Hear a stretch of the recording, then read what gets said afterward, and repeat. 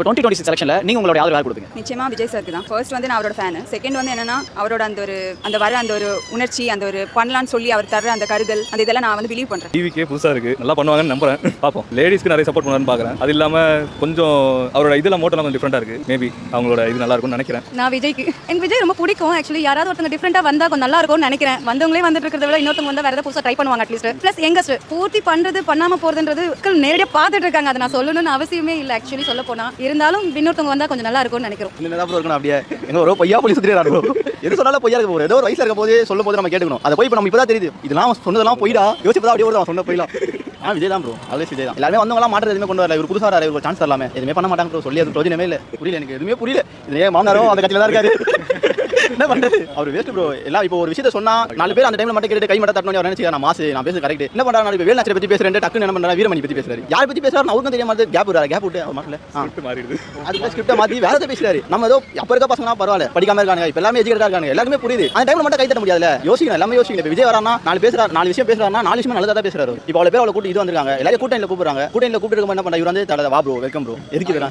அதெல்லாம் வந்து ரொம்ப நல்லாவே இல்லை சுத்தமா. அது இருக்காங்களா, கட்சியே பிரிஞ்சு போயிடுச்சு. இதுக்கு மேல அந்த மாதிரி ஆபீஸ் பக்கத்துல கட்சி ஆபீஸ் தான் இருக்கு மட்டும் பார்க்க முடியும். மத்தபடி அந்த மாதிரி கேட்டாதான் அந்த மாதிரி கண்டிஷன் தான் இருக்கு இப்போ ஏடிஎம்கே. சோ இப்போ பீக்ல இருக்கிறது இவர் தான், விஜய் தான். ஆமா பண்ணுவாருன்னு தான் எனக்கு அந்த ஒரு நம்பிக்கை இருக்கு. அதனால தான் ஷோர்லி எல்லாரும் வந்து அது அவரோட ஃபேன்ஸ் இல்லாம இருக்கிறவரும் அவரை வந்து பிலீவ் பண்ணி அவரோட அந்த ஒரு திறமையை வந்து வெளியில இது பண்ண சான்ஸ் கொடுத்தாங்கன்னா நிச்சயமா வந்து அதுக்கு ஒரு ஹோப் இருக்கணும். எல்லாத்துக்கும் வந்து இப்போ நம்ம வேலைக்கா இருந்தா கூட ஒரு எக்ஸ்பீரியன்ஸ் ஆகணும் அப்படின்னா, ஒரு ஃப்ரெஷரா இருந்தா தான் ஒரு எக்ஸ்பீரியன்ஸ் கொடுத்து நம்ம வேற ஜாப் கொடுத்தா தான் வந்து அவங்களுக்கு ஒரு எக்ஸ்பீரியன்ஸ் கிடைக்கும். அவங்களுக்கு அதுல வந்து அவங்க என்ன பண்ண முடியும், அவங்களோட டேலண்ட் வெளியில வரதுக்கான ஒரு ஆப்பர்ச்சுனிட்டி கொடுக்கணும். அப்போ ஸோ அந்த மாதிரி சருக்கு வந்து நிச்சயமா வந்து அந்த ஒரு ஆப்பர்ச்சுனிட்டி நிச்சயமா கிடைக்கணும் அப்படின்னு நான் ப்ரே பண்றேன். அவருக்கு கிடைச்சா நிச்சயமா அவர் அதுல வந்து வெளியில வருவாரு, நிறைய வந்து இன்னும் பண்ண நமக்கு ஹெல்ப் பண்ணுவாரு.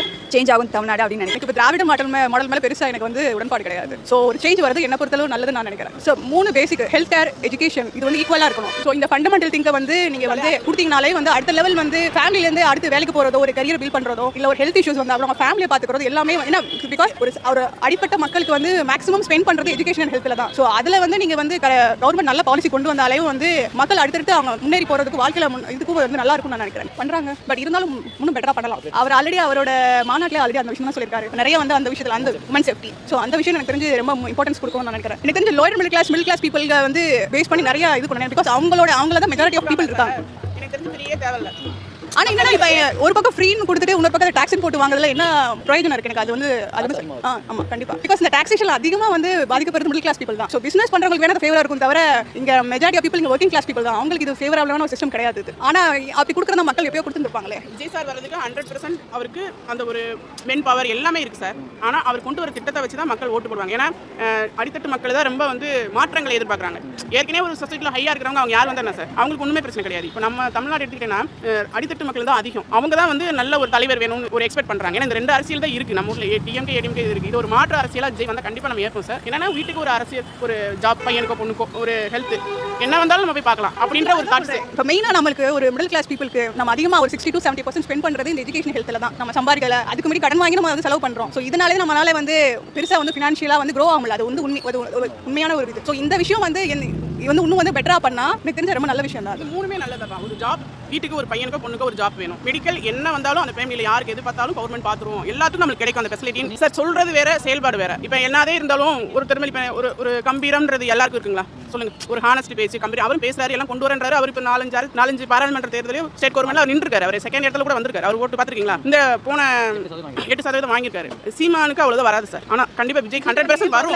கொண்டு வர திட்டங்கள்னால மட்டும் தான் சார் செய்ய முடியும். ஃப்ரீனால செய்யவே முடியாது. ஃப்ரீனால நீங்க கொடுக்கலாம், ஆனா இவங்க செய்யற தப்பே திருப்பி அவர் செய்யற மாதிரி வரும். ஏன்னா யாருமே அவங்க கையில இருந்து பணம் போட்டு செயல்படுத்த முடியாது. அரசியல இருந்து என்ன இன்கம் வருது அதை தான் அவங்க செயல்படுத்த முடியும். இப்போ ஃப்ரீ கொடுக்காம இவங்க வந்து வீட்டுக்கு ஒரு அரசு ஏதோ ஒரு வேலை, எஜுகேஷன் அவங்க வீட்டில் படிச்சிருக்காங்களோ அதுக்கு தக்கன ஒரு வேலை, ஒரு ஃபேமிலி ஒரு வேலைனால ஆட்டோமேட்டிக்காக அவங்க சாப்பாடு விஷயம் மற்ற விஷயங்களும் ஓகே ஆயிரும். இப்போ எஜுகேஷன் ஃப்ரீனா இன்னும் அவங்களுக்கு மெயின் ஃப்ரீ ஆயிரும். இன்னும் வந்து ஹெல்த்துக்கு நம்ம எதனால போய் பார்த்துக்கலாம் அப்படின்ற இப்போ இருக்க விட இன்னும் நல்ல பெட்டரா ஃபெசிலிட்டி கொடுத்தாங்கன்னா அப்போ வந்து ஃபேமிலியே ஒரு சேஃப் தானே சார்.